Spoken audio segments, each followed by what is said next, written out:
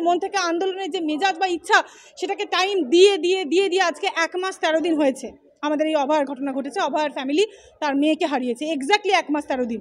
তাহলে সেটা যদি করে আপনি কার থেকে আশা করেন? ভারতবর্ষের শ্রেষ্ঠ যে বিচার ব্যবস্থা তার থেকেও আপনি আশা করতে পারবেন না। সব জায়গাতেই শুধু লবিবাজি হবে, তাহলে আপনি কি আশা করতে পারেন? ঠিক বা যেটাই করুক না কেন সেটার জন্য বিচার মানে ডেটটা পিছিয়ে দেওয়ার তো কোনো মানে হয় না। সাধারণ মানুষের কি বিশ্বাস? এটা লাইভ প্রসিডিংয়ে সবাই সাধারণ মানুষ যে আজকের দিনে দাঁড়িয়ে সেই জায়গায় বসে আছে, আজকে তারা সবাই চাইছে বিচারের জন্য হাহাকার করছে। বিচারটা কি হাহাকার করার জায়গা? বিচার ব্যবস্থা কি আমরা হাহাকার? যে আমাদের সংবিধানের যে বিচার ব্যবস্থার রিফর্মস যদি আপনি না করেন কোনো অপরাধীকে ভয় দেখাতে পারবেন না। যতই আইন আনুন, ভারতীয় ন্যায় সংহিতাতেও বলা আছে যে তাকে ফাঁসি দিতে হবে। আরে আপনি প্রমাণ করবেন তারপর তো ফাঁসি দেবেন, প্রমাণিত করতে পারবেন না আপনি।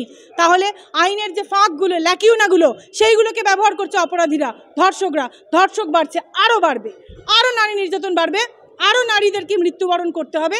কিচ্ছু হবে না এই দেশে যতক্ষণ না পর্যন্ত এই যে জুডিশিয়াল যে রিফর্মস সেটাকে পুরোপুরি পরিবর্তন করে নতুনভাবে এবং ভেতর থেকে লোকগুলোকে পুরোপুরি মানে বিচার করে সেগুলোকে সরানো হবে এবং রিমুভাল করে পরিষ্কার পরিচ্ছন্নভাবে প্রসেসটা হবে। ততদিন পর্যন্ত আপনি কিচ্ছু করতে পারবেন না। আমরা শুধু ভিউজ বাড়াবো, আমরা কিছু বলতে পারবো। আমরা আলটিমেটলি যতটুকু আমি হয়তো 1 জন 2 জন 10 জনের জন্য করতে পারবো, আমি সেইটুকু করব। এর বাইরে আমাদের সামগ্রিক উন্নতি, সামগ্রিক ভারতবর্ষের যে উন্নতি সেটা কিন্তু হবে না। রাজ্য সরকারের কথা শুনছে কেন? মহামান্য সুপ্রিম কোর্ট তো আমাদের সবার বাঁচানোর জন্য। আজকে যদি তোমাকে একটা গুলি মারে, আমাকে একটা গুলি মারে, তাহলে আমরা বিচার ব্যবস্থার কাছে যাব না? আমরা বিচার প্রক্রিয়া আমরা আশা করতে পারি না? কিন্তু আসলে এটাই সত্যি, আমরা আশা করতে পারি না। ওই যে আমাদের যে চোখটা বন্ধ আমাদের বিচার প্রক্রিয়ার, কানটা বলে খোলা, কিন্তু আজকে হয়ে গিয়েছে আমাদের কানটা বন্ধ। বিচার ব্যবস্থা যাকে মনে করছে আমি তাকে শুনবো না। তুমি ভিকটিম, তুমি মাটিতে বসে খাও, তোমার কিছু নেই, I will not listen to you. আমি তোমার কথা শুনবো না, আমি শুধু চোখে দেখবো। চোখে আমি দেখবো কে সাদা কে কালো, কার পাওয়ার বেশি, কে বেশি মোটা, কে অনেক বেশি টাকা বোঝাই করে কোটি কোটি টাকার উকিল দাঁড় করাতে পারবে। নিশ্চয়ই ঠিক। আর আমাদের প্রফেশনে তো জানোই, কোনো জুনিয়র লয়ারদেরকে তো অর্ধেক সময় জজ সাহেবরা শোনেনই না, শুনতেই চান না। একটা সামান্য মেনশনিং করতে গেলেও পাত্তাই দেয় না, কুকুর বিড়ালের মতন করে মানে তাদেরকে তাড়িয়ে দেয়। হ্যাঁ, তো সিনিয়র লয়ারদেরকে প্রাধান্য সবসময় বেশি। তাহলে কিসের জন্য আইনের চোখটা বাঁধা? যখন তুমি চোখে দেখে আইনে বিচার করবে না, তুমি সিনিয়রিটি দেখে কার কত ক্ষমতা লয়ারের, কে কত বড় লয়ার সেটা দেখে তুমি যদি বিচার করবে, তাহলে আইনের বিচার হচ্ছে নাকি মানুষের বিচার হচ্ছে? তাহলে বিচার ব্যবস্থা যে আমরা বলি চোখটা বাঁধা, কানে শুধু শুনি, যাতে করে কোনো বায়াস না হয়, যাতে করে কোনো পক্ষপাত দুষ্ট না হয়, শুধু পক্ষপাত দুষ্টই হয়ে যাচ্ছে। ও আচ্ছা, আমি এটা হয়তো আপনারা জানেন কি না জানি না, আমার পেছনে রাজ্য সরকারের মানে যে দুর্নীতি, মানে শিক্ষামন্ত্রী পার্থ চট্টোপাধ্যায় যিনি এই মুহূর্তে জেলে আছেন, আমাদের মানে মদন মিত্র স্যার, এবং আমাদের হচ্ছে আপনার আরও আছেন, কি নাম বলবো, রাজীব কুমার আমলা, তাকে যে বাঁচিয়ে গেছেন ক্রমাগত রাজ্য সরকারের বিরুদ্ধে, মানে যে স্টেপসগুলো আছে সবসময় রাজ্য সরকারকে এবং রাজ্য সরকারের দুর্নীতি, এই দুর্নীতিপরায়ণ যে লোকগুলো, সেই যে লয়ার মানে বাঁচাচ্ছেন, সেই লয়ারকে আমার পিছনে কোর্ট বান্ধব হিসেবে লাগানো হয়েছে আমার মুখ বন্ধ করার জন্য। এর চেয়ে বড়, আমার থেকে বড় আর এক্সাম্পল মানে উদাহরণ আপনাদের সামনে এসে আর কে এনে দেবে যে আপনি বিচার ব্যবস্থার প্রতি কতটা বিশ্বাস রাখতে পারেন বা পারেন না? আমি কোর্টে ঢুকতেই পারছি না আমার মামলা মুভ করার জন্য। মামলা মুভ করতে গেলে আমার মুখ থেকে মাইক ছিনিয়ে নেওয়া হচ্ছে, আমাকে বলতেই দেওয়া হচ্ছে না, আমাকে এইভাবে থ্রেট করা হচ্ছে অন কোর্টে, মানে দিনের আলোয়। তাহলে আমি যদি কালো কোর্ট পরে এই অবস্থা হয়, আপনি ভাবতে পারছেন বাকি লোকেদের কি অবস্থা হতে পারে? এই কথাটা আমাকে আমার সবাই বলছে, বন্ধু বান্ধব ফ্যামিলির লোক সবাই বলছে যে আজকে আমার যদি এই অবস্থা হয় তাহলে বাকিদের কি অবস্থা, সেটা তো বোঝাই যাচ্ছে, খুবই খারাপ অবস্থা। তবুও আমরা আইনটা কিছুটা জানি বা আইনটা পড়েছি বলে হয়তো লড়াইটা চালিয়ে যেতে পারছি। সবার পক্ষে আপনি ভাবুন, তাহলে সবাইকে কি এখন চোর ডাকাত হতে হবে বেঁচে থাকার জন্য? সাধারণ মানুষ হিসেবে ইকুয়ালিটি মেনটেন করে কারোর বেঁচে থাকার অধিকার নেই? এই জিনিসটাকে প্রতিষ্ঠা করা তো আমরা চাইছি, কিন্তু অনেক ওপরে যে লোকগুলো আছে তাদেরকে কিছুটা অনেকটাই চেঞ্জ করতে হবে, রিফর্মস ঘটাতে হবে। তাছাড়া আমাদের কোনো উদ্দেশ্য সাধনের জায়গা নেই, এবং আমাদের যিনি অভয়া, তাকে বিচার আমরা কোনোভাবেই তাহলে দিতে পারবো না। তো খুবই দুঃখের, আমরা দেখছি দাঁড়িয়ে দাঁড়িয়ে আমাদের করার কিছুই নেই। আর আমি কোনো আশাও রাখছি না ব্যক্তিগতভাবে যে এটা আমাদের বিচার মানে কেউ কিছু পাবে, তার কারণ বিচার প্রক্রিয়া একটা জটিল ইকুয়েশন। এই জটিল ইকুয়েশন প্রথমত সাধারণ মানুষের মাথায় ঢোকে না, ঢোকার কথাও নয়। এটা আইনজীবীরা মোল্ড করেন এবং মোল্ড করতে পারেন, আইনটা নিয়ে খেলাটাই আইনজীবীদের কাজ, কিন্তু খেলাটা যেন এমন পর্যায়ে আমাদের না হয়ে যায় যে আমাদের ধর্ম বিরোধী হয়ে যায় সেই খেলাটা। আমরা এমন কোনো খেলা নিশ্চয়ই খেলবো না যেটাতে অবশ্যই আমাদের এমন কোনো খেলা খেলা উচিত যাতে আমাদের দেশের এবং জনস্বার্থের উন্নতি হয়। এমন একটা খেলার জায়গায় চলে গেছে এবং কিছু মানুষের পয়সা কামানোর একটা মাধ্যম, মানে জুডিশিয়ারিকেও একটা জায়গা থেকে কন্ট্রোলড হতে হচ্ছে।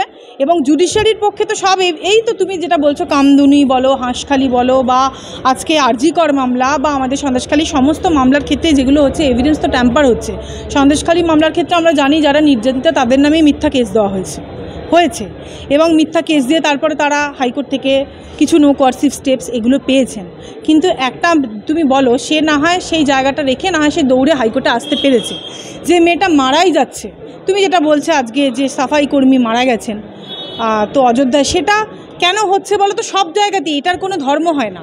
এই ধর্ষকের কোনো পার্টি বা ধর্ম, এরা পার্টিকুলার সমস্ত পার্টিকে এরা ব্যবহার করে নিজেদের চরিতার্থ করার জন্য স্বার্থে, এবং জানে যে আমাদের যে পার্টির ক্ষমতা কোথাও গিয়ে ভাবে, যে কোনো পার্টি হোক না কেন, সেটা পার্টির ক্ষমতা কিন্তু যত যাই হোক না কেন, সংবিধান কিন্তু সকলের উপরে। কোনো পার্টি কিন্তু অসাংবিধানিক কোনো কাজ বা অসাংবিধানিক কিছু সেটা কিন্তু কোনো পার্টি কোনো মতেই সাপোর্ট করতে কিন্তু পারে না। এরা সেই সাপোর্টটা পাচ্ছে এবং এদের প্রশ্রয়টা প্রথমত সরকারের থেকে তো অবশ্যই আছে, না হলে এই ঘটনা বারবার রিপিটেশন নারীর নির্যাতনের এবং ধর্ষণের এটা হতে পারে না প্রথমত। এবং দ্বিতীয়ত যদি আমি আসি, আজকে ভারতীয় যে বিচার ব্যবস্থা সেটাকে আমি প্রচুর অংশে দায়ী করব। আরজিকরের মামলা 27 থেকে 30-এ ডেফার্ড হলো। এত ইম্পর্ট্যান্ট একটা মামলা, সেখানে ভিকটিমের ফ্যামিলির কষ্ট কান্না তাদের সেইভাবে না শুনে শুধুই রাজ্য সরকারের আবেদনে ডেট ডেফার হয়ে যাচ্ছে। রাজ্য সরকারের আবেদনে আমরা জানি যে তারা কত বড় বৃহৎ আইনজীবী কত লক্ষ কোটি টাকা খরচা করে এতগুলো 21টা বোধহয় সংখ্যা আরও বেড়েছে বা কমেছে জানি না, তো সেইভাবে দাঁড়িয়ে যাচ্ছে। এই যে বিচার ব্যবস্থা, এই কালো কোটের ওপর আমি মনে করি ধর্ষক এবং যারা অ্যাকচুয়ালি ক্রিমিনাল তাদের ভরসাটা অনেক বেশি।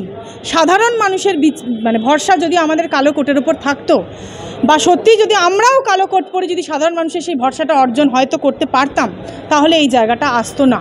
কালো কোট পরে মানুষ বেশি পয়সা রোজগার সেই দিকেই চলে যায়, পুরোপুরি তার ধর্মচ্যুতি ঘটে, ধার্মিক জায়গা থেকে সে সরে যায়।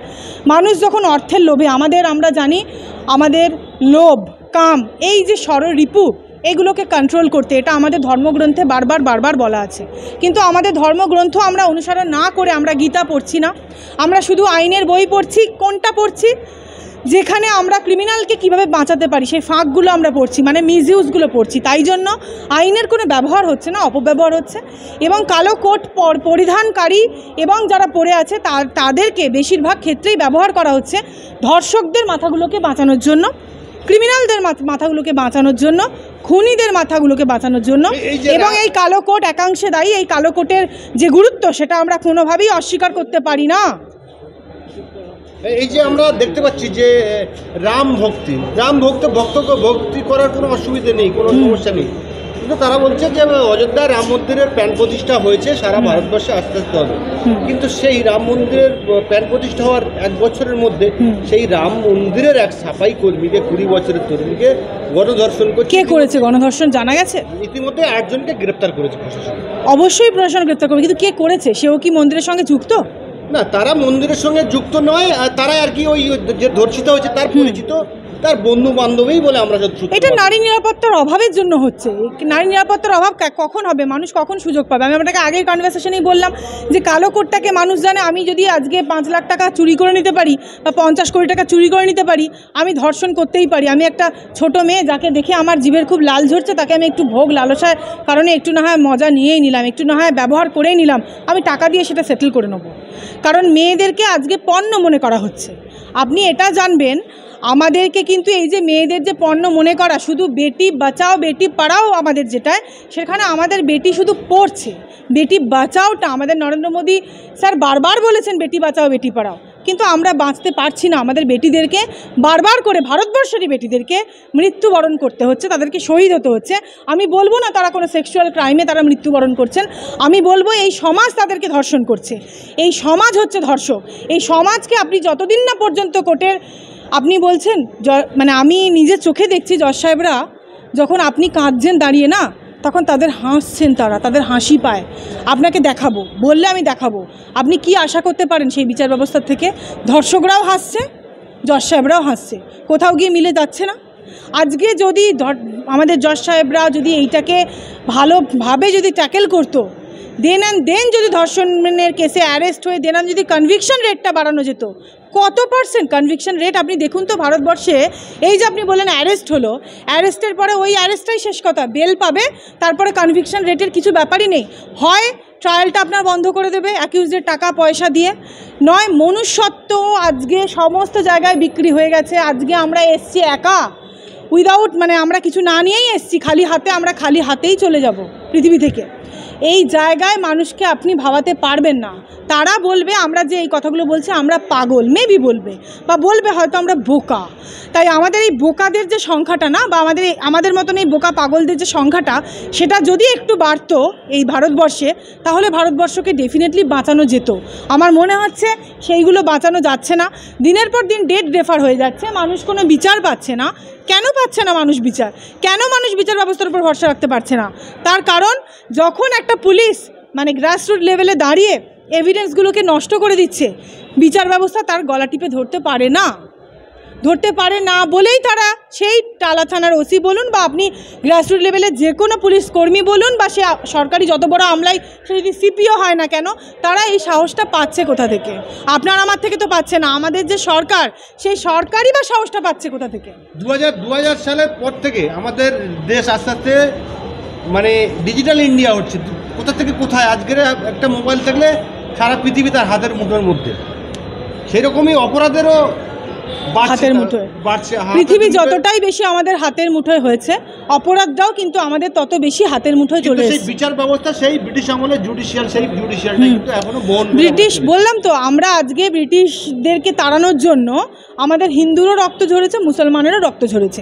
জাতীয়তাবাদী মুসলিম আমি বারবারই বলেছি, তারা আমাদের ভাই, আর আমরা সবাই ইনবর্ন। আমরা যেহেতু ভারতীয়, আমাদের একটাই জাত, একটাই ধর্ম, একটাই পরিচয়, ওয়ান নেশন এবং ওয়ান আইডেন্টিটি, দ্যাট ইজ আমরা ভারতীয়।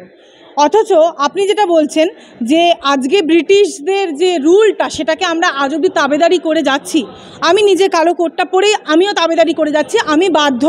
আমি যদি কালো কোটটা খুলতেও চাই, আমি যদি অন্য কোনো ড্রেস কোড চাই, আমি পারবো না, কারণ এটা আমার ড্রেস কোড। এবং আপনি যে বিল্ডিংটা দেখছেন, এটা তো ডেফিনেটলি ব্রিটিশদের তৈরি। এই হাইকোর্টের যে বিল্ডিংটা, ডেফিনেটলি ঠিক আছে, সেটা আমাদের রাজ্যে, আমাদের ল্যান্ডে দাঁড়িয়ে তারা আজকে করেছে, এর উপর অধিকার আমাদের। কিন্তু আপনি যখন কোর্টের একজন জজ সাহেবকে আমাকে বলতে হচ্ছে সম্বোধন করে মাই লর্ড, কথার অর্থ হচ্ছে হিন্দুদের জন্য হে ভগবান, মুসলিমদের জন্য হে আল্লাহ। তাহলে আপনারাই ভেবে নিন, আপনাদের ধর্মীয় ভাবাবেগে কি সেই ক্ষেত্রে কোনো মতেই আঘাত লাগে না? আমার তো লাগে, আপনাদের লাগে কিনা আপনারা দেখবেন। কিন্তু যে কোনো ধর্মকেই নির্বিশেষে, খ্রিস্টানদের যেমন গড হচ্ছে জেসাস, মাই লর্ড, অথচ আমাদেরকে যারা মনুষ্য রক্ত, মানুষের মতন তাদের নর্মাল মানে বায়োলজি, তাদের মানুষের মতন তাদের মানে খাওয়া দাওয়া, রক্ত, তাদের শরীরের ভিতরে পোকা মাকড় জীবাণু যেটা হয় সেইটাই হচ্ছে, অথচ টিল ডেট আমাদেরকে তাদের তাবেদারি করে গিয়ে মাথা নিচু করে আমাদেরকে চলে যেতে হচ্ছে। যেমন ক্ষুদিরাম আজকে তাকে ফাঁসি কাঠে চড়ানো হয়েছে, যেমন আমাদের দেশে দিনের পর দিন মানে বছরের পর বছর এত মহাপুরুষ জন্মে আমাদের ভারতবর্ষকে স্বাধীন করেছে, আমরা সেই পরাধীন ভারতবর্ষেই আজ অবধি যদি না থাকি, তাহলে কেন আমরা সেই পরাধীনতার শিকার? আজও কেন ব্রিটিশদের এই রুল? আর সবচেয়ে বড় কথা, বারবার ভারতবর্ষকে বিদেশিরা আক্রমণ করেছে। কেন আক্রমণ করেছে? এদের ভাষা কেড়ে নাও, এদের ভাষা বদলে দাও, এদের পোশাক বদলে দাও, এদের আধুনিক করে দাও, এদের যে কালচার হেরিটেজ, এদের এইগুলো সমস্ত কিছু পাল্টে দাও। এবং সেটা করতে সেই বিদেশিরা বারবার অ্যাট্যাক্ট হয়েছে, এবং আমরা নিজেরাও এইগুলোও জিহাদি। আজকে ভারতবর্ষে যে কালচারটাকে নষ্ট করছে তারা কি জিহাদি নয়? আপনারা যে একটা পার্টিকুলার ধর্মের ক্ষেত্রে জিহাদি কথাটা হয়তো দাগিয়ে দেন, জিহাদিদের কোনো ধর্ম হয় না, ঠিক আছে? তো অবশ্যই আপনারা এটা নিয়ে ভাবুন যে এরা কারা, যারা আমাদের কাপড় বদলে দিল, যারা আমাদের ভাষা বদলে দিল, যারা আমাদের আল্লাহ ভগবান এদেরকে ত্যাগ করিয়ে মাই লর্ড বলাতে শুধু শেখালো। বারবার রিপিটেডলি আমাদেরকে লর্ডশিপ বলে ভিক্ষা করতে হয় যাদের কাছে। এই ভিক্ষার নীতি তো আমাদের ইংরেজদের থেকেই শেখা। ইংরেজরাই তো বলতো bloody Indians, you are at my foot, তুমি আমার কাছে ভিক্ষা করো। বুটের বাড়ি মেরে, জুতো মেরে, আজকে ইংরেজরা গুলি মেরে হাহা করে হাসতো। কি হচ্ছে সেখানে? এই যে আমাদের সংবিধানের যে বিচার ব্যবস্থার রিফর্মস যদি আপনি না করেন, কোনো অপরাধীকে ভয় দেখাতে পারবেন না। যতই আইন আনুন, ভারতীয় ন্যায় সংহিতাতেও বলা আছে যে তাকে ফাঁসি দিতে হবে। আরে আপনি প্রমাণ করবেন তারপর তো ফাঁসি দেবেন, প্রমাণিত করতে পারবেন না আপনি, তাহলে আইনের যে ফাঁকগুলো, ল্যাকিউনাগুলো, সেইগুলোকে ব্যবহার করছে অপরাধীরা, ধর্ষকরা। ধর্ষক বাড়ছে, আরও বাড়বে, আরও নারী নির্যাতন বাড়বে, আরও নারীদেরকে মৃত্যুবরণ করতে হবে। কিচ্ছু হবে না এই দেশে যতক্ষণ না পর্যন্ত এই যে জুডিশিয়াল যে রিফর্মস, সেটাকে পুরোপুরি পরিবর্তন করে নতুনভাবে এবং ভেতর থেকে লোকগুলোকে পুরোপুরি মানে বিচার করে সেগুলোকে সরানো হবে এবং রিমুভাল করে পরিষ্কার পরিচ্ছন্নভাবে প্রসেসটা হবে। ততদিন পর্যন্ত আপনি কিচ্ছু করতে পারবেন না। আমরা শুধু ভিউজ বাড়াবো, আমরা কিছু বলতে পারবো, আমরা আলটিমেটলি যতটুকু, আমি হয়তো 1 2 10 জনের জন্য করতে পারবো, আমি সেইটুকু করব। এর বাইরে আমাদের সামগ্রিক উন্নতি, সামগ্রিক ভারতবর্ষের যে উন্নতি, সেটা কিন্তু হবে না।